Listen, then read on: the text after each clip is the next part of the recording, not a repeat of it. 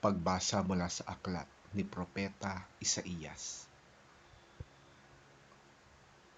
Mga taga-Jerusalem, hindi na kayo mananaghoy kailanman.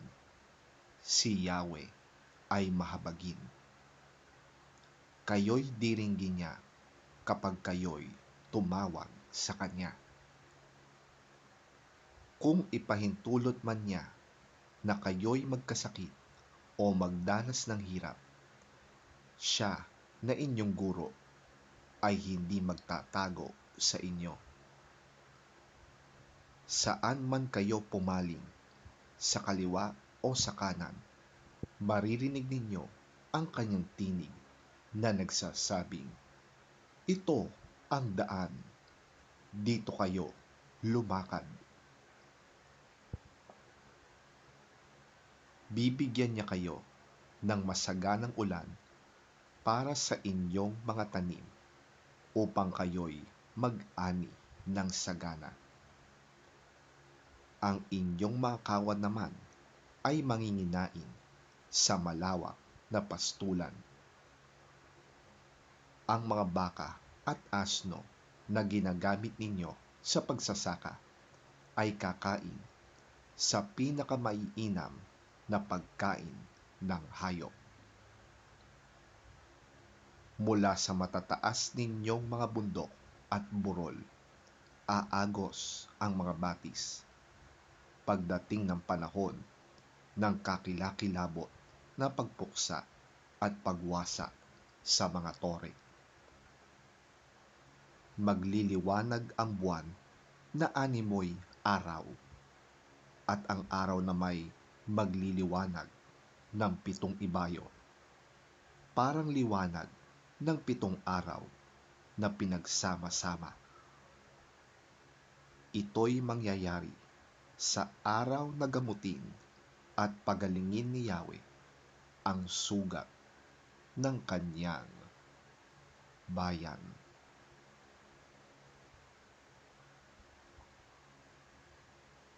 Ang salita ng Diyos. Salamat sa Diyos.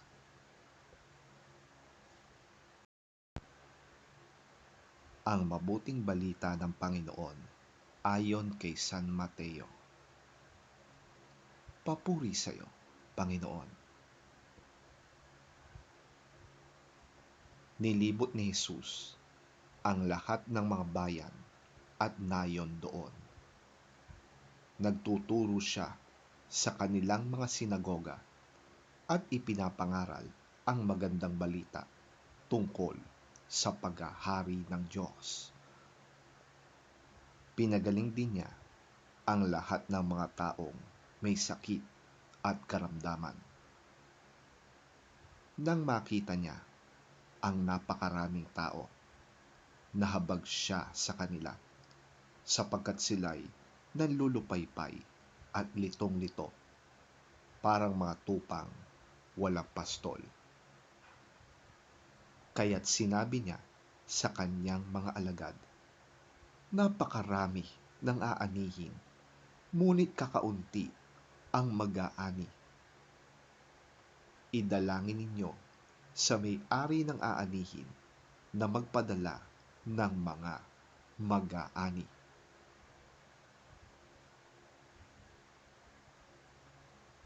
Tinipon ni Jesus ang 12 alagad at binigyan sila ng kapangyarihang magpalayas ng masasamang espiritu at magpagaling ng mga may karamdaman.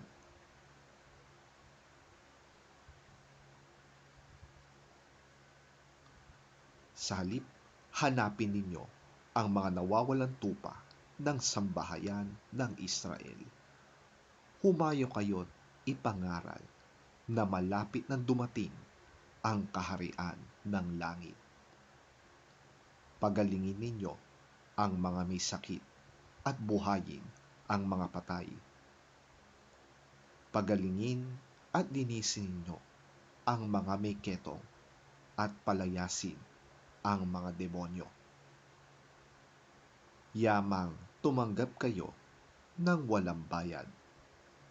magbigay naman kayo ng walang bayad.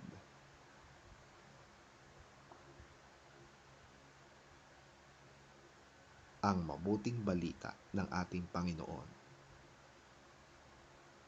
Pinupuri ka namin, Panginoong Hesukristo.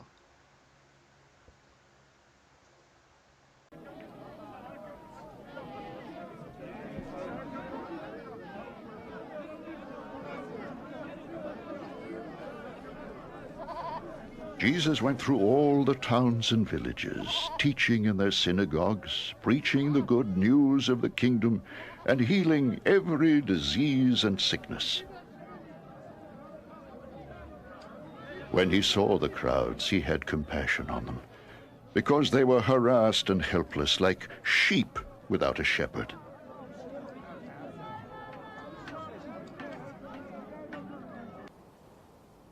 Then he said to his disciples, "The harvest is plentiful, but the workers are few. Ask the Lord of the harvest, therefore, to send out workers into his harvest field."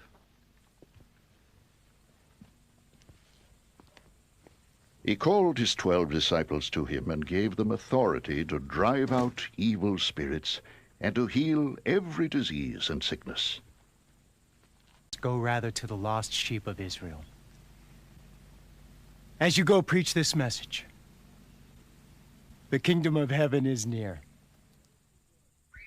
Heal the sick, raise the dead, cleanse those who have leprosy, drive out demons. Freely you have received, freely give.